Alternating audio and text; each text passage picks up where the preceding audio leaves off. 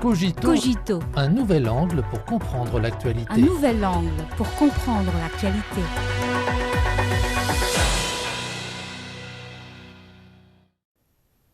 Bienvenue à Cogito.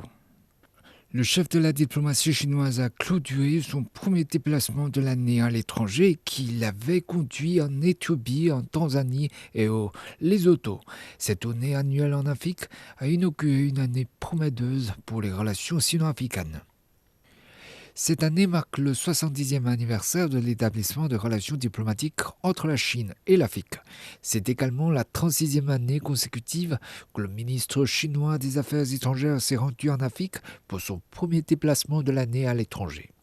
Cette tradition de la diplomatie chinoise représente la continuité de l'amitié sino-africaine, démontre la stabilité de la politique chinoise envers l'Afrique et met en avant la solidarité entre les pays en développement.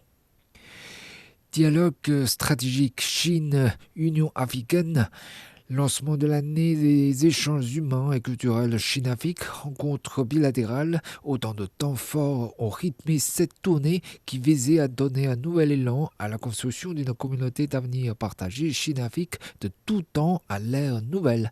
Au siège de l'Union africaine à Addis Abeba, le chef de la diplomatie chinoise et le président de la commission de l'UA ont présidé le 9e dialogue stratégique Chine-UA.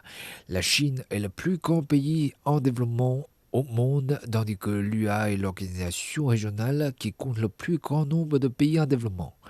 Pour le chef de la diplomatie chinoise, il est opportun pour les deux parties de renforcer leur confiance stratégique mutuelle, d'aligner leurs approches stratégiques et d'approfondir leur coopération stratégique. Il importe pour elles de renforcer le dialogue stratégique afin de mieux affronter les défis communs. À cette occasion, les deux parties ont également lancé l'année des échanges humains et culturels Chine-Afrique. S'inscrivant dans un consensus atteint par les dirigeants chinois et africains, l'organisation de cette année des échanges humains et culturels vise à poursuivre l'amitié sino-africaine et à rapprocher davantage les peuples chinois et africains.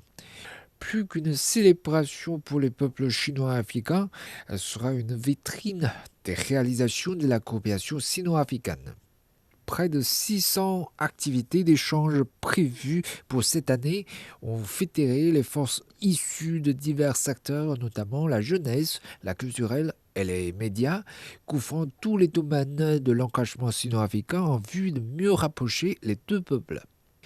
La modernisation de l'Afrique, la mise en œuvre des actions de suivi du dernier sommet du FOCAC et le 15e plan quinquennal chinois ont marqué les échanges du ministre chinois des Affaires étrangères avec ses interlocuteurs lors de cette tournée.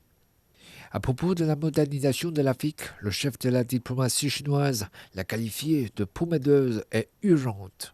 De nombreux dirigeants africains ont exprimé leur gratitude envers la Chine pour le lancement de l'initiative de coopération pour soutenir la modernisation de l'Afrique, en émettant un vif souhait d'aligner leur stratégie nationale de développement sur la modernisation à la chinoise.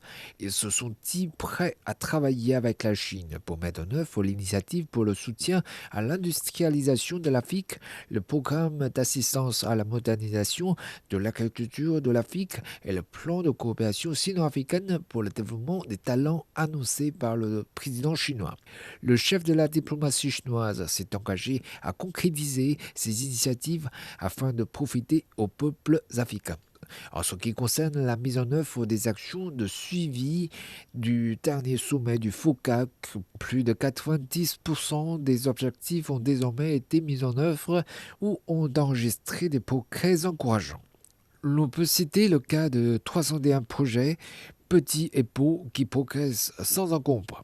Les vols passagers entre la Chine et l'Afrique ont augmenté de 23% et près d'un millier de personnels soignants chinois se sont rendus en Afrique pour offrir des consultations gratuites. Plus de 200 experts agricoles apportent également leur savoir-faire sur le terrain.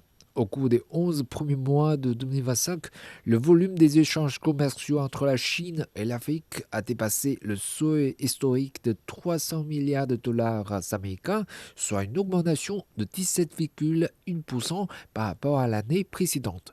Des produits agricoles africains comme le café, les noix et les fruits sont de plus en plus présents sur les tables des consommateurs chinois.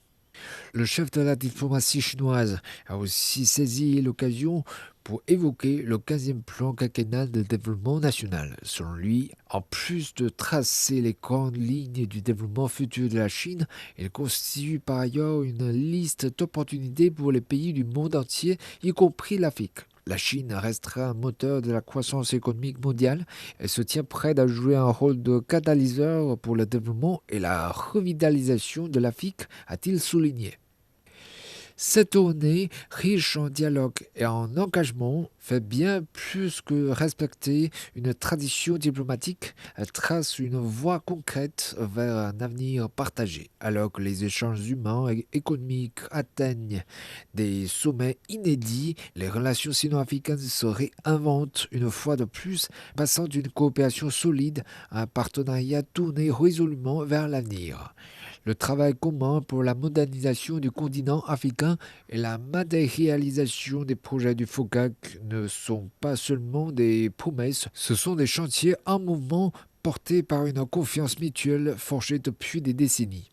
Avec un commerce florissant, des liens entre peuples qui se renforcent et une vision stratégique alignée, la Chine et l'Afrique écrivent ensemble un nouveau chapitre où chaque initiative devient une pierre ajoutée à l'édifice d'une communauté de destin toujours plus solide. L'élan est donné. L'année qui souffre sera celle de la transformation, des réalisations et d'une amitié plus vivante que jamais.